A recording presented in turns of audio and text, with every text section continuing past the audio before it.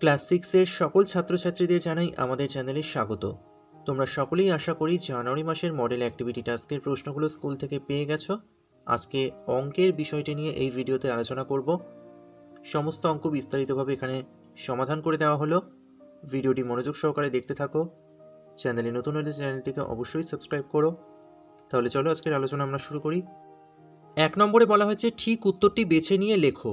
প্রথম অঙ্ক রয়েছে 40/5 × 4 এর সরল মান হলো, উত্তর হবে অপশান সি 32। কিভাবে হলো অঙ্কটা দেখে নাও।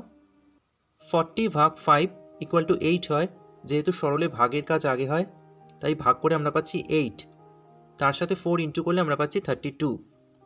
পরের অঙ্ক 6-এর গুণনীয়কগুলি হলো, এক্ষেত্রে সঠিক উত্তর হবে অপশান ডি 6, 3, 2, 1। এরপর রয়েছে প্রকৃত ভগ্নাংশটি হলো, সঠিক উত্তর হবে অপশান ডি 3/4, কারণ প্রকৃত ভগ্নাংশের লব ছোট হয় এবং হর বড় হয়। এরপর 2 নম্বরে বলা হয়েছে সত্য মিথ্যা লেখো। প্রথমে একটা চিত্র দেওয়া রয়েছে, বলা হয়েছে রং করা অংশটি 1/4 অংশ। দেখে নাও চিত্রে সাদা এবং কালো মিলিয়ে মোট ত্রিভুজাকৃতি অংশ রয়েছে 8টা, যার মধ্যে দুটো ত্রিভুজাকৃতি অংশে কালো রং করা আছে, অর্থাৎ 8টার মধ্যে দুটোতে রং করা আছে, তার মানে 2/8 অংশে রং করা আছে।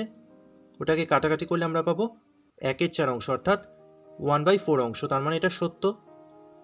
এরপর রয়েছে 0.35 দশমিক ভগ্নাংশে 3 এর স্থানীয় মান 30, এটা হবে মিথ্যা, কারণ 3 যেহেতু দশমিকের পরে রয়েছে তাই তার স্থানীয় মান হবে 3/10, কখনোই 30 নয়।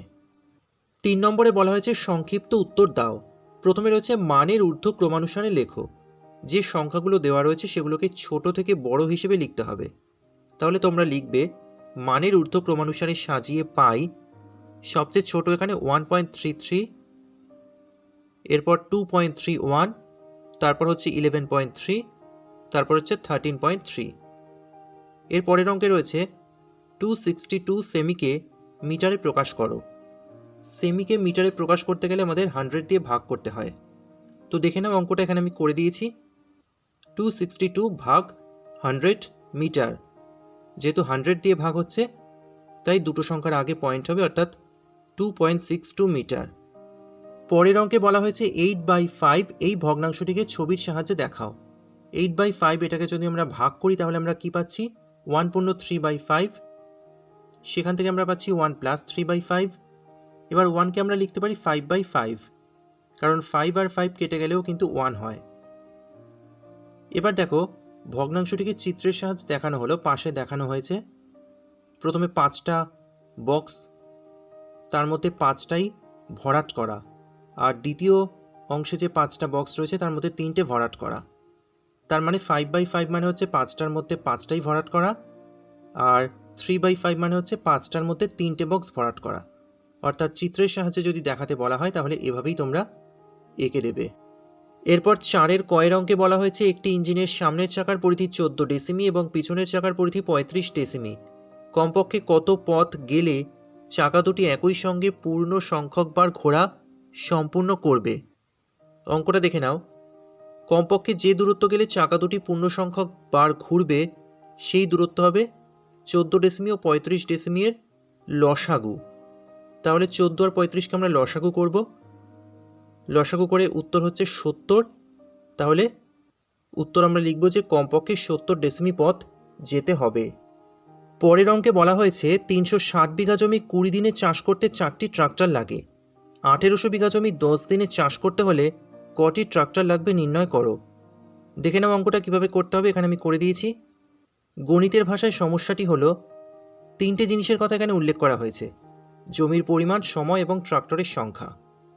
360 বিঘা জমি 20 দিনে চাষ করতে ট্রাক্টর লাগে 4টি, তাহলে 1800 বিঘা জমি 10 দিনে চাষ করতে ট্রাক্টর কত লাগবে, তাই ট্রাক্টরের সংখ্যা যেহেতু বের করতে হবে তার নিচে কোশ্চেন মার্ক দেব। এরপর দেখো ঐকিক নিয়মের সাহায্যে অঙ্কটা করা হয়েছে।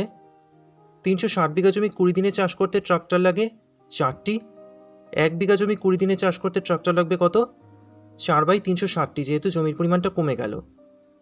আবার 1800 বিঘা জমি 20 দিনে চাষ করতে ট্রাক্টর লাগবে কত, যেহেতু জমির পরিমাণটা বেড়ে গেল আবার গুণ করতে হবে 4 × 1800/360টি।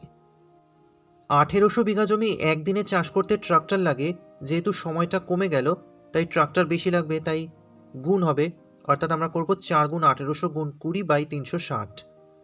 1800 বিঘা জমি 10 দিনে চাষ করতে ট্রাক্টর লাগে, যেহেতু 10 দিন আবার সময়টা বেড়ে গেল, তাই ট্রাক্টর কমে যাবে, তাই আমরা লিখব 4 গুণ 1800 গুণ 20 বাই 360 গুণ 10। এবার দেখো এখান থেকে কাটাকাটি করে আমরা পেয়ে যাচ্ছি 40টি, অর্থাৎ ট্রাক্টর লাগবে 40টি।